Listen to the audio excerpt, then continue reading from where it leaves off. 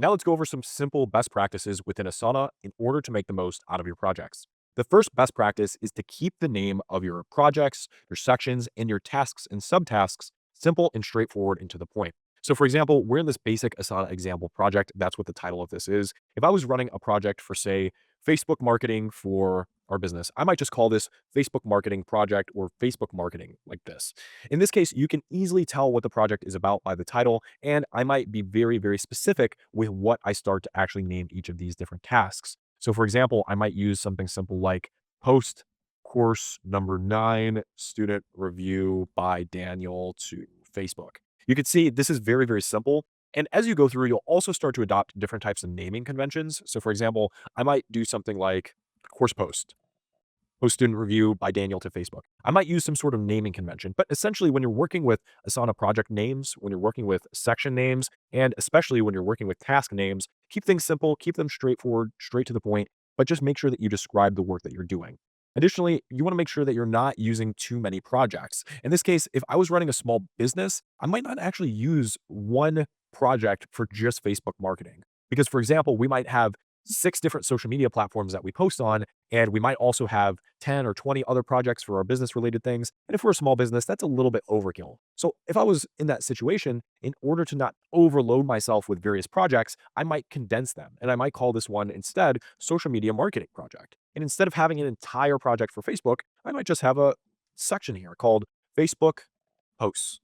And I might keep it simple just like that. So you can see, you want to make sure you keep everything short, simple, and very, very smooth. And also, you don't want too many projects like I was explaining earlier. Additionally, for any types of tasks that you assign or anyone creates in any project, you should always make sure that they're assigned to someone like this.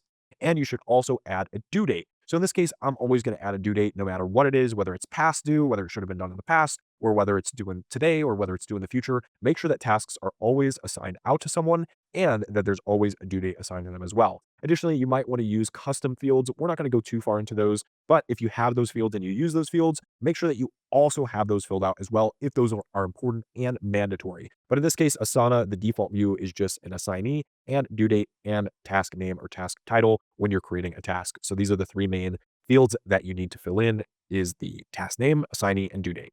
If you're working with team members in Asana, you also want to make sure that everyone understands that they need to be tracking their work within Asana and making sure that they're assigning tasks and that they're completing tasks as they go through them. So for example, if I went through and I was working on this task and I completed it, I would need to make sure that I mark this as complete. Similarly, if someone else was working on this task, as they go through it and they actually complete the task, they should be marking this as complete. In this case, because we have a rule set up, once we mark it as complete, it's going to move from our one-time tasks into our archive all the way down here. And really, no matter who you're working with, if someone is involved in the work that you do and you've invited them to your Asana project, they should be using the best practices and they should be tracking their work directly through here. Additionally, when you complete tasks, you should either manually or by automation make them go to the archive section down here. If you don't have an archive section, it's super simple. All you need to do is click add section here, or you could add the section through here and then just name it archive and start moving your completed tasks down into here.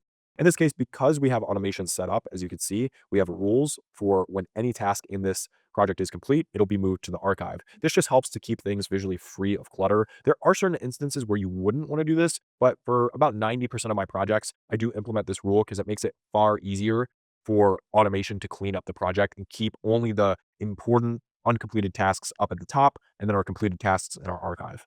So what that would look like is I just go ahead and check mark this, for example, check email. And then we would go ahead and see that it moved from check email all the way down here. And because we have a frequency set up, this task automatically got duplicated and moved to the bottom once we click complete. Let's see that again here real quick. So we marked it as complete, it completed it. And you can see here, this duplicates. So what we can do is we could set this to say yesterday. And if we completed it, you'll see again here that this is going to move it to the very bottom just like this. And automation helps us keep our projects clean and make sure that we don't have to spend too much time manually dragging tasks to the very bottom or manually having to delete the task or reorganize it in any way. The last simple best practice I have for you is to make sure that you're using the details of tasks so that you're frequently going in here, you're checking different comments, adding descriptions, adding tasks to their proper projects and their proper sections, adding due dates, assignees, and that you're also adding descriptions. So in here, we can add a description. Again, we've talked about this quite a bit, but you can add different links. So for example, if I wanted to add a link to say Google Drive, that might store some sort of file or video showing how to do this task. I could easily add that in here. I could add a Word document or a process. For example, this is the first step. This is the second step for completing this task, and this is the third step for completing. So you can see here, we can start to really build out our tasks with unique instructions and descriptions if we use the descriptions field, and if we start getting used to coming within this task view in order to expand on details, titles, descriptions, and even comments down here below with the rest of our team. For example, I could say something like, I've started on this project and I'll update this, or I've started on this task and I'll update this tomorrow. So those are a few of our different types of best practices within Asana. There are many, many other types of different best practices that you can start to implement. But one of the important things is that you start getting hands-on with Asana. You start getting the experience of actually using Asana. And then from there, you'll learn many, many different best practices that suit not only you, but also how you run your projects and how your team functions within Asana.